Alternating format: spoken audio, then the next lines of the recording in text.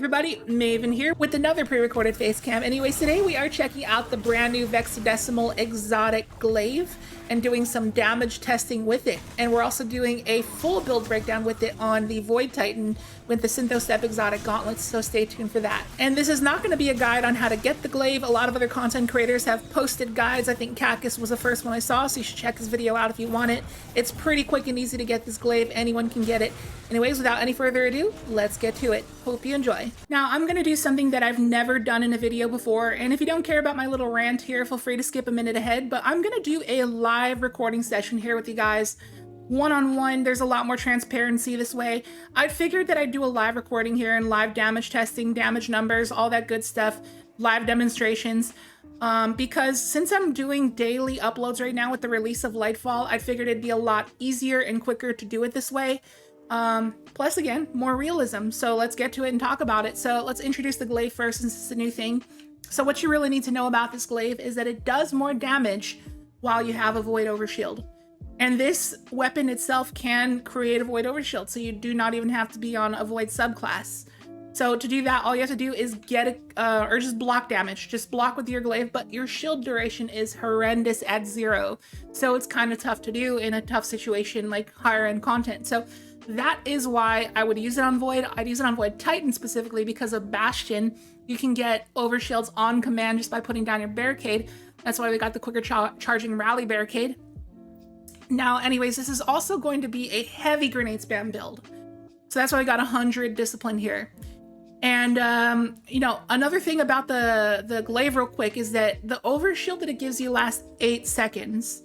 But if you have on Echo of Persistence, it ups it to 12 seconds. I also forgot to mention, but Final Blows will refresh the duration of the Void Overshield, so you get to keep it up forever. And the Overshield goes back up to max capacity. So it's pretty strong to like ape with it and makes you very tanky. And I'd love to have Echo of Persistence. Since it's a grenade spam build, I'd love to have Undermining. I'd love to have a bunch of different things, like Leeching would be cool. But we just could not stray away from these 3 fragments. These 3 fragments are just too important, so let's talk about them. Echo of Cessation is a brand new fragment added this season. So the first line of text doesn't matter. It's the second line of text we want. Defeating defeating volatile targets creates a Void Breach. And that is pretty solid because Void Breaches, when you pick them up, they grant you class ability energy. And since we want to spam Overshields with our barricade with Bastion, that's going to be pretty good. But that's the side effect of it. That's not the main reason we want it. The main reason we want that is because of Echo of Starvation. Picking up a Void Breach or an Orb of Power grants Devour. Not only Devour, but there is a Volatile Flow here in the artifact. Picking up an Orb of Power grants you Volatile Rounds, which is pretty solid for your machine gun and your glaive too. So yeah, Devour has 2 functions. It not only restores your health back to full, but a lot of people tend to forget that when you have Devour, your final blows give you a chunk of grenade energy back. So this is how it's a grenade spam build. Now, it's a pretty significant amount of grenade energy. We're going to do a test here momentarily, but there's one more fragment we got to explain. But it's like 10% grenade energy. Echo of Exchange is like another 10%. Melee final blows grant grenade energy, and this works with your glaive melee and stacks with Devour. So every glaive final blow is going to give you like, what, 20% grenade energy back? It's pretty ridiculous. And I'll show you a little demonstration here. So we're here at the entrance to Carl's humble abode. And it looks like I already cleared the area out. So I'll refresh it and we'll be right back. Okay, now I also forgot to mention how we're even going to make Orbs of Power. So the first way is going to be Void Siphon, get a Void Weapon, double kill, make an orb. But the main way is going to be the reworked mod Firepower on our gloves. Grenade final blows make Orbs of Power. So pay close attention to my grenade meter. I'm going to get an orb here, get Devour, and start going to town with my glaive. And just watch the amount of grenade energy we get. Yeah, our grenade is back. Boom. Get a grenade kill. Go to town with the glaive. And you, my friend. And that is our grenade back again. It is pretty ridiculous. That's a lot of grenade energy, a lot of orbs, a lot of ability regeneration. Pretty solid. Let's take care of this ad here. It's another nade. And remember, these enemies that we're defeating are volatile, so they make void breaches, which give us more barricade energy. So we get buffed glaive damage when we have that overshield. And yeah, pretty ridiculous ability loop here. Now we got some more testing to get to. Let's do a jump cut. All right, now on to the good stuff. We're gonna do some glaive damage testing here. Now we're using the SYNTHOCEPS. Now it's safe to say that when you're using a glaive at all times, you're gonna have the Syntho buff active. So we're gonna have some ads around Carl here just to test that. So I'll clear out some ads. I'll get to Carl and let's jump cut. Okay, we're here, we're ready to go. Let's do this. So a normal melee against Carl, 40,044 damage with an overshield. What is that? 48,000. 48,000. So not the biggest increase in the world, but you know, it's extra damage, so we'll take it. And we have something else to test here. So let me get back into cover. And this brings us to our first weapon choice. In the first slot, I have the Riptide. And this is because it has chill clip. So if you're like in a scenario where it's like, okay, that is a fat enemy. If I get close to that with my glaive, it's not gonna be a very good idea. So being able to just shoot 2 fusion shots and freeze them will allow you to like get up in their face, put down a barricade, and then freely start wailing on them while they're frozen, you know? But not only that, but you actually deal increased damage to frozen target, increased melee damage to frozen targets. I went more on this in my Strand Titan build video, if you want to check that out. But yeah, meleeing a frozen target deals more damage, and I'll demonstrate that here. And you also get the shatter damage, not just the bonus to melee damage, but also the shatter damage. Where's my Syntho buff? There it is. All right, let me freeze Carl. Put down my barricade, and 60,000 and then 34,000 shatter damage. So that is 94,000. So that is a lot. That's like multiple rockets. Okay, so that is why I feel it's pretty worth using the Riptide here, along with the Vexcalibur. You can easily run double special with the glaive, it's no issue, because it's not really too often you're gonna be shooting your glaive projectile. And you should have no problems getting ammo. And you know, when you're using double special, you get more heavy drops. And vice versa, when you use your heavy, when you have double special equipped, you're likely to get a lot of special drops. So there's no reason really not to use double special in Destiny 2 right now. On top of that, since these are both void weapons, we are using Void Siphon. We're using Void Reserves on our chest piece, so we can carry more Void ammo. Although these are currently bugged. I'll make a shorts video on this later, but this is currently bugged, but still, that'll be there for when it's fixed. And since we're in close proximity to enemies, might as well have melee resistance. And since we're here, let's talk about the rest of our mod setup, shall we? So we're using a slight armor charge setup here, mainly for utility kickstart, because we want to have our barricade a lot. And because, you know, that's how we're going to get our overshield, right? So we want to have like 4 stacks of armor charge at least. So we got charged up so we can carry 4 stacks, and we got stacks on stacks. So all we have to do is pick up 2 orbs, which should be very easy to do since we have our machine gun and our glaive and whatnot to make orbs off of Siphon, and then the firepower. And you saw how many grenades we were able to spam. It's crazy. And having 4 stacks of armor, do I have armor charge right now? I only have 2 stacks, but you can see here, down my barricade. And it gives me a decent amount back, almost to the barricade symbol, but when I have 4 stacks of armor charge, it gives me like 35–40% of my barricade back, so it's pretty strong and I think pretty worth using. But then on top of that, we're able to get more barricade energy via bolstering detonation on our gloves, grants class ability energy when you deal damage with a grenade. And then on top of that, on our boots, we have innervation, or what is it called? Insulation. So since we're making so many orbs, we get class ability cooldown when we pick up an orb, also some grenade cooldown. But you might have also noticed that I am running momentum transfer. Causing damage with the grenade reduces your melee cooldown. And also on our class item, not only do we have bomber, but we also have outreach. Now, why the heck do we want melee cooldown when we're using a glaive? Well, that is because Shield Bash, when you hit an enemy with it, it will grant you an overshield. So let's go ahead and get back up to Carl and I'll demonstrate how you use this. All right, so here we are. Let's say I pull out my Riptide because you can't do your Shield Bash while you have your glaive out. So Oh no, Carl's here. I'm gonna shield bash him, swap to my glaive, I have an overshield, and then I start going to town.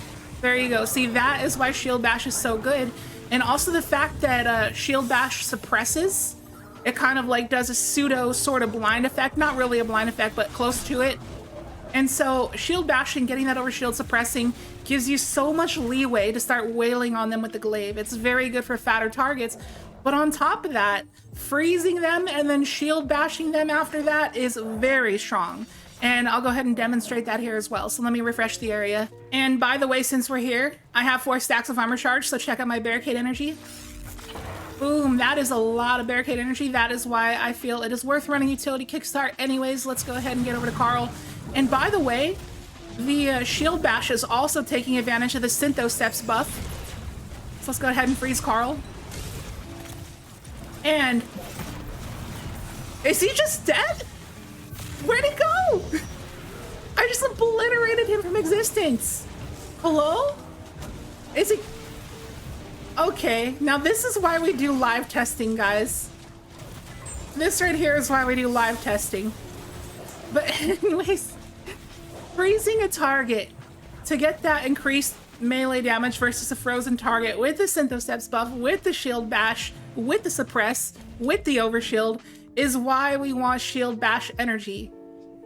And then we start wailing on them with an overshield with the glaive. So that is why we have the impact, the momentum transfer, and the, what do you call it? The outrage. That is why we got it right there. Pretty good, pretty good. And for those wondering if loosened blades is worth it, it's really not. It doesn't do as much as you want it to. However, it does work with the sword.